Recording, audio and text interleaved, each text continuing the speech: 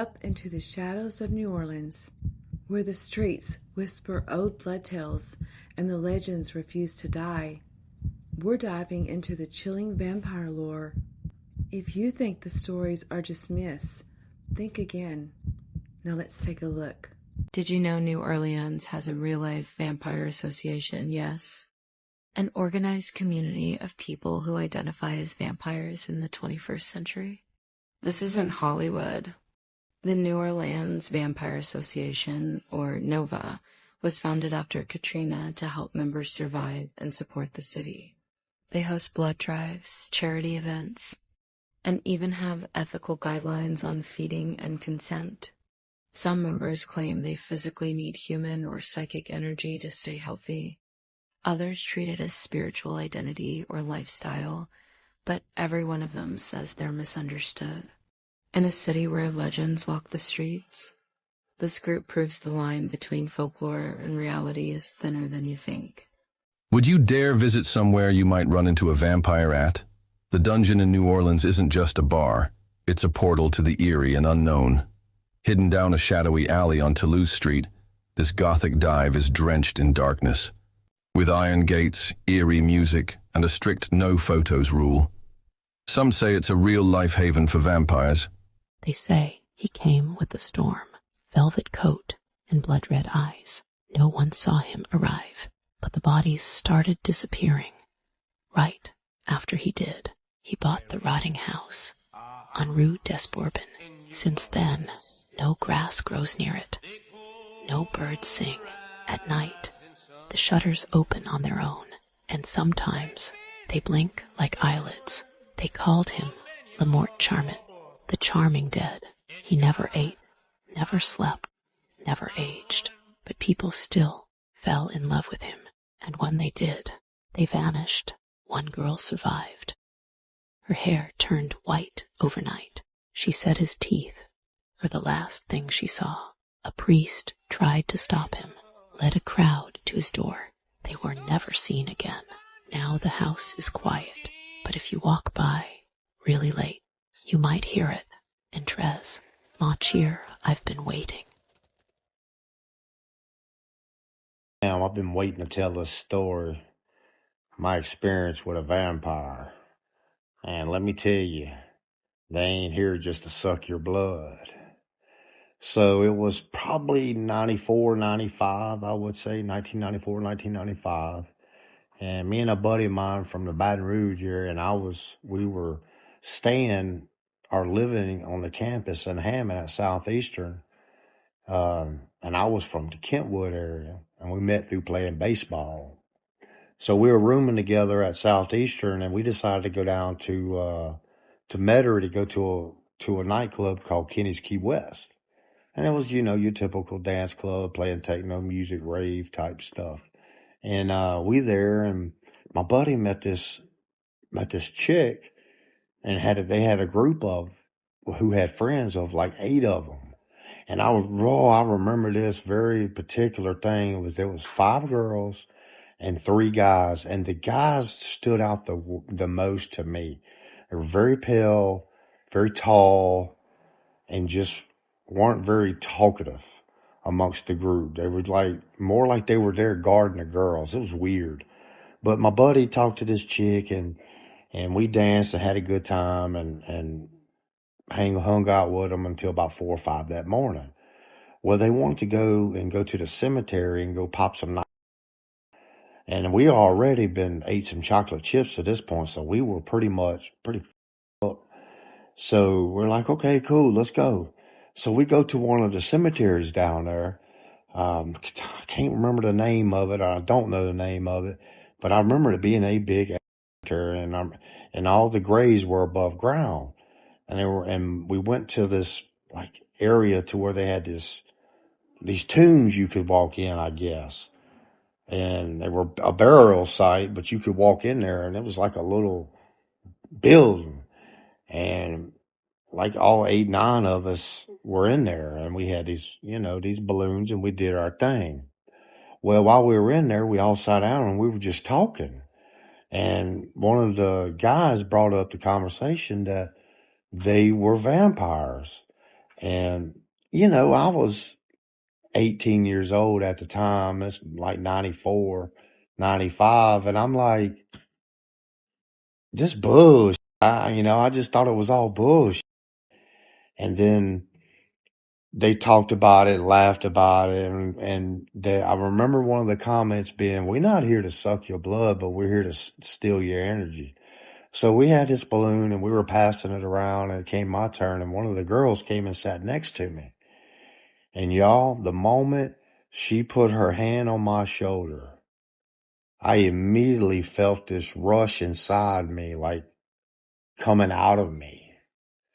And it was like my energy, I don't even know how to put it in words. And then I remember kind of like blacking out, and time kind of went by, I guess, or lost time, whatever you want to call it. Next thing I know, I come to, I'm getting out with my buddy at a Dunkin' Donuts in Metairie to go get something to eat. That's my encounter with a vampire in New Orleans. Trust me, there's a big tribe of them, and they're real. They not only do they just suck your blood, they'll steal your energy. I always wanted to go to New Orleans every year for Mardi Gras. I would make it. One of my friends who I was cool with at the time, she's like, "Oh, girl, let's get a reading." We go to see a couple of psychics, and when I say a couple, yes, we went to see a couple people. First person we went to see, we was waiting on the guy. He comes out and he has wooed my friend. She believes everything this guy's saying, and I'm over there going, he's lying. He's not telling you anything. He does like the basic, oh, you're going to have some kids. Oh, you'll have a wonderful life. It's just going to be amazing. Blah, blah, blah. So he comes over to me and we're paying each psychic. Everybody we go see, we're paying like $75, maybe $100. I can't really remember because this happened in 2009. So he comes over to me and he starts to read me, and I'm like, listen, no. So I literally start telling him about himself, and he's like, you must be a psychic. And I said, well, no, I don't consider myself a psychic. I mean, I have a gift, but I don't say psychic, So he's like, oh, whatever. We go to the next person. Honestly, I don't even remember what the second person said because it was so much of a crock that I was like, okay, yep. So the next person we go to, this third lady, we are walking down the street and I stop and I look inside her door. She's like sitting in this little bitty room. I stop and I was like, can you read me? And she was like, not for free. I go in there and she goes, hey, do you want me to read your palm, read the cards, and read your aura?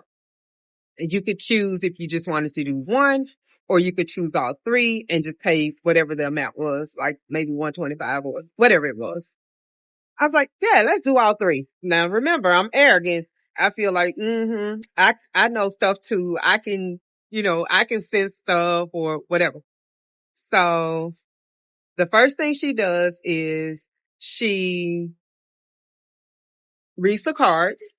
When she reads the cards, she tells me like, like the typical thing. Oh, you have a very great energy about yourself, but there is some man that you were in a relationship with and he loved you at one point and he's not wanting to let you go, but he hates you because you left him. And I'm thinking in my head, coincidental, because I did leave my husband and boy, it was rocky. It was nasty, the things we went through. But anyways, she goes on and she grabs my hand, remember, because she has to read my palm.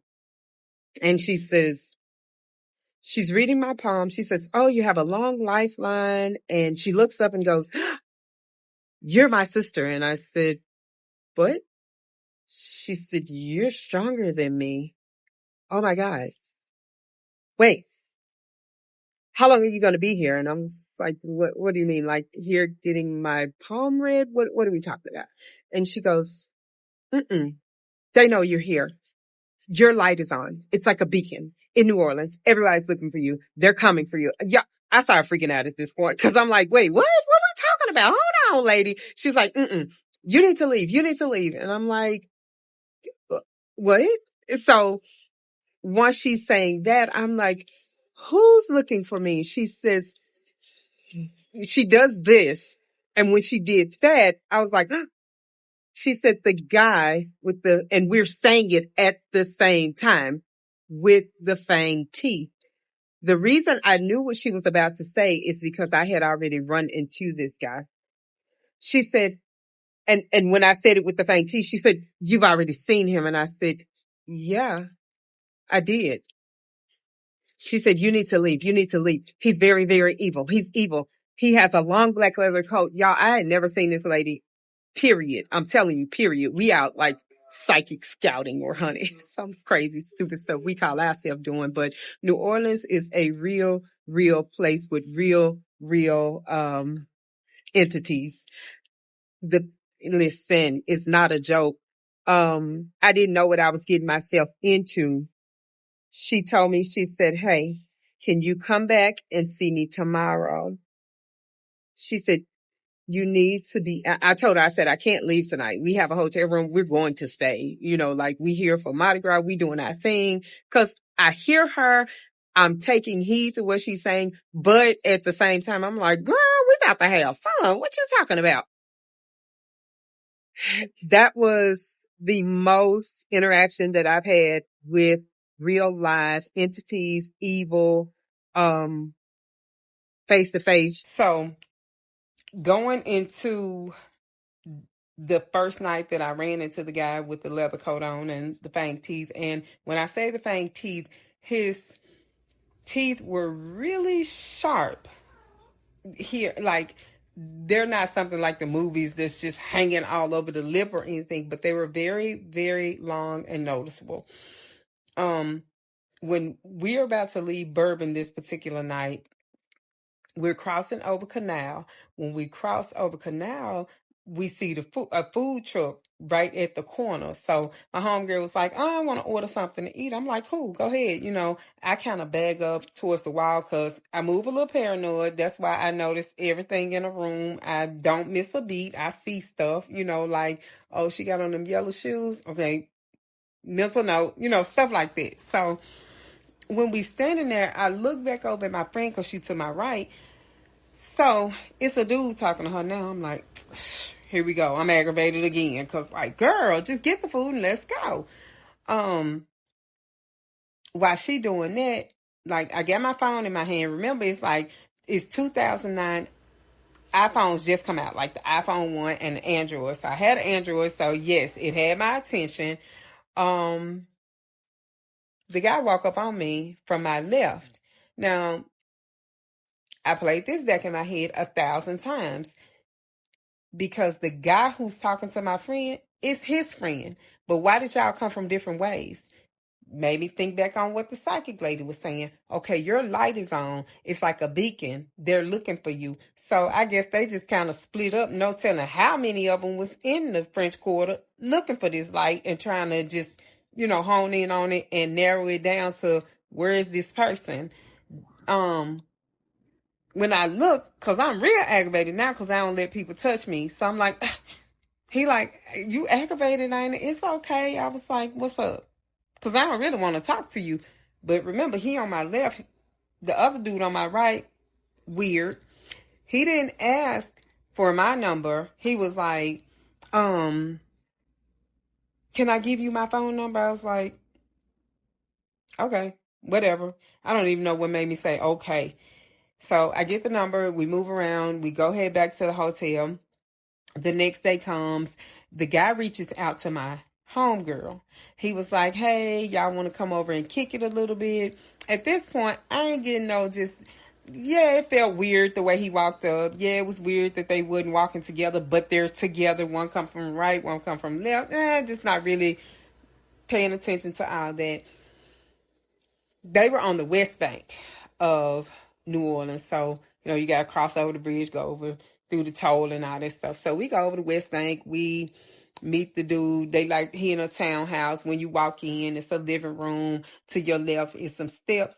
Well, you take probably about 3 steps and then you got could have left. I never went to the upstairs, but I can see it, from there. I couldn't see around the corner of the steps. But if you kept straight, it's a small kitchen, a small bathroom across from the kitchen, and a small little den area in the back with a patio door. Well, I sat up in the living room area just talking to the guy with the fang teeth. I don't know what we was talking about. We just sat up there just kind of chopping it up for a little bit. It was daylight. Well, it started to get kind of dark outside. It was dusk.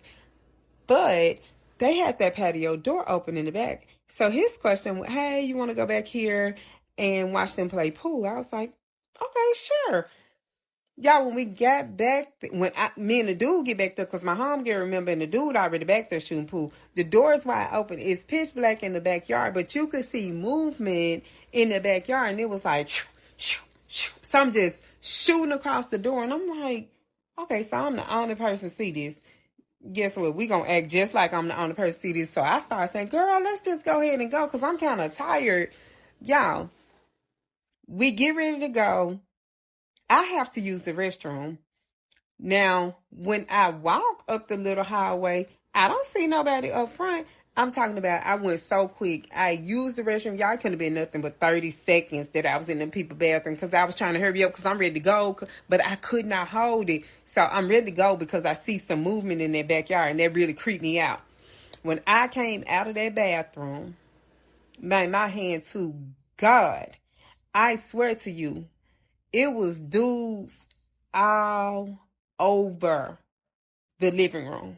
When I say all over the living room, I'm talking about sitting on the arms of the love seat, arms of the couch, sitting on the couch, sitting on the table, lined up around the walls, sitting on the steps. Man, my heart was beating so fast, because I know for sure it had to be about 30 or 40 entities. The reason I say entities is because something like that happened, you're going to remember one thing. I don't care if it's a small thing. The dude in the corner had on red shoes, or the dude sitting on the table had on white shoes. Y'all, I can't remember one face. I can't remember nothing to this day of no detail on damn person in that room except me, my homegirl, the dude she was talking to, and the fainty dude. I was the last person, so imagine being me, standing behind three people, literally in the entranceway, almost in front of the restroom. Whew, I could have just died. I could feel just the anxiety right now telling y'all this. Now, I don't know what the fang dude saw. I don't know what switched the game. This is exactly what he said to me. Hey, come here, you. So my homegirl was like, she was being kind of aggressive and, kind of combative. So, baby, it's fight or flight at this time. Excuse me, that's me. I got to get up out of here. It's time to roll. So while I'm trying to maneuver, y'all, I'm telling you, can't even remember who I'm maneuvering through. That's how many people, elbow to elbow, shoulder to shoulder, creepy. So I hear somebody from the right side say, oh, you just gonna let them leave like that? How about my homegirl turned her head and she was like, what you mean let them leave like that? So, but girl, don't even worry about that demon, because we out. The leader of the pack and told us we can exit. So, deuces, we get out the door. Now, let me tell you how tricky things get from here. You would think that would sum it up. How about we get back to the hotel room? I'm feeling like, yes, I'm in safe zone. Yes. No. Why my homegirl texting or whatever she was doing at the time, texting, call, talk, I don't know. How about this a knock at our hotel door? Yes, you guessed it. It's the dudes. She done told these men to come over to the hotel room. Y'all, soon as they walked through the door, I'm fully dressed. I was so pissed at this girl. Y'all don't even know. I was in the land of festivity because, girl, you was really trying to get me killed. I can't even process it at this point. I don't know if they had sprinkled a little something on the pool stick, but the girl just invited these people. But the most scariest part, and I'm going to wrap it up, when they came in, I'm fully dressed. I'm dog tired. Something come over me, asleep from That's all I can say. I lay down on the other side of the bed. How about the dude with the fang teeth? He see his chair right there. He's like, I'll talk to you. Y'all don't even remember talking to this dude. The movie Get Out had not come out, but I tell you this, I was down in a hole and I could look up and see. And all I remember him saying was, the eyes are the windows to the soul. I jump up and they're gone. Y'all think this is not real? It's real. So NOLA was just like home for me, you know? Like one of these days that we decide to go and travel, I have a girl group that I traveled with and we buddy systemed. We never left without at least one other friend. If we went out, it was a group of all of us, you know, like going out to eat or whatever. We never went out by ourselves, alone. One night, we're in NOLA, and we decided that was where we wanted to go. And if you know New Orleans, you know that it has a very, very rich history of the occult and strange things happening that can't easily be explained. And I know from my childhood and the things that I've seen that everyone kind of just brushed under the rug and was like, no, you didn't. Vampires, witches, werewolves, mermaids, fairies, there's a reason why our ancestors were talking about them. And I'm a firm believer that while they may not be what we've read, they exist. And what I'm about to tell you only confirmed to me that these things exist. We just don't know about it yet. Or maybe they don't want us to know. Anyway, our plan was to be there for 2 weeks. NOLA has quite a few alternative or goth bars, speakeasy, pubs. There's also a lot of hidden speakeasies and pubs in the underground or wherever. So we're at this club, and I, for the life of me, really can't remember what this club was. But I do remember that we were being harassed by a particularly fedora-wearing dude. And he grabs our friend Tia by the arm, and, you know, we're immediately like, whoa, big boy. But this guy comes over, and he kind of just, like, puts himself in between them and kind of shoos the, and, like, he doesn't say anything to this guy. He just looks at him. And the guy shuts up, doesn't even, like, try to fight him or rebuttal or nothing. He just walks away. I didn't necessarily think it was a little weird at the time, you know, because like, I was like, well, obviously, like, that guy could have gotten kicked by our savior over here, you know. But when I looked at our savior or whatever, our guy, our knight in shining armor for the day, he was so beautiful, it was unsettling.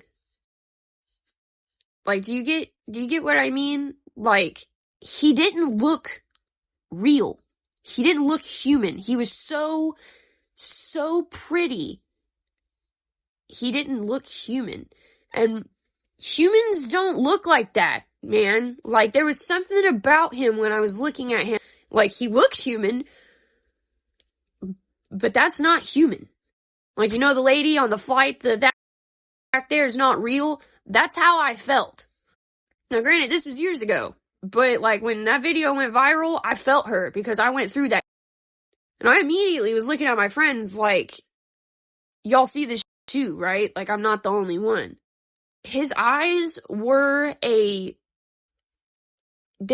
color of green that I had never seen before. Like, they were, like, it was like hypnotic. Like, when you looked in his eyes, it was like yeah,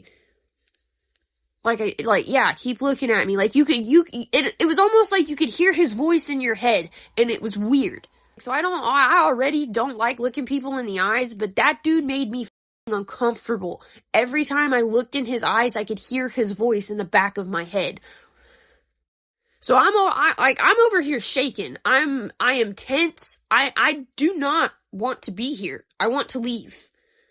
The look that this guy gave me when I was like, I'm ready to leave. Like, I thought it in my head, and then he looked at me, and I looked at him, and we shared a moment. And in the back of my head, I heard, no, you don't. And I straight up, like, if you've seen the video of the lady talking about how she gave a vampire a lift drive, and she felt like honey, like, drifting over her, like a sense of like everything's gonna be okay, kind of. Like, I'm not looking for you kind of thing. That's what I felt too. Like, just this weird, warm sensation just running down my, like, from the top of my head down to my feet. Just this weird, warm sensation of, like, stop freaking out. You're gonna make this harder on everybody if you don't stop freaking out. So, at this point, I calmed down because I've watched enough true crime docs to know that panicking's not gonna get anybody anywhere. I start devising plan, because in my mind, I'm not really thinking this dude's a vampire at this point. I'm really just thinking this is going to kill us. Long story short, by the end of the night, he has convinced all four of us to go to this hidden speakeasy. Everyone else is fine with this. Like, oh yeah, let's go somewhere for people like us, is what this guy says. And all the girls are down for it. They're ready to go. They grab their purses. I'm like, we are going to get unalived. But we go, and Tia goes missing at some point. We don't know where she's at. The guy that brought us here is also gone, and last we saw, he was with her. So already I'm freaking out. And I take a look around the room, and I notice that, because I hadn't up until this point, because I was so focused on, like, trying to figure out how to get me and my girls out of this situation. I look around the room and I notice half of the people in here are human. The other half don't look human. They don't look human. They look exactly like the that brought us here. And now I'm starting to wonder, okay, we're in a like coven of cryptids. I pull Brooklyn aside. I'm like, we need to get the out of here. Like, I'm almost positive that we have walked into some supernatural that we are not ready to deal with. Like, our mortal brains cannot comprehend this. She goes and finds Tia. She's making out with the guy that brought us here in the corner. And she decides that she's going to spend the night with him. We do our best to try to dissuade her from this. He convinces us, rather easily, might I add. He means no harm to her. We're friends because we let her do it. Because we felt convinced that he wasn't going to do anything to her. I didn't. Everyone else did. But she comes home. The next day, she comes back to our apartment, or hotel room, whatever. Literally the next day, he gets her an Uber, she's here, she's fine. This drained. Like, straight up, no color in her face. She sleeps for 2 whole days. Later, after we get home and stuff, she mentions that she might see him again, but she wasn't really sure that she liked it because he kept biting her.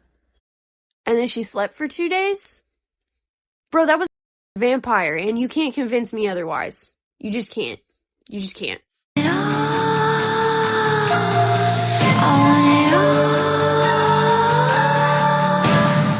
Thanks for venturing into the dark corners of New Orleans with me. If you enjoyed uncovering the city's vampire secrets, make sure to like and subscribe for more chilling mysteries. And until next time, stay safe, stay aware, question everything, and please stay out of the shadows.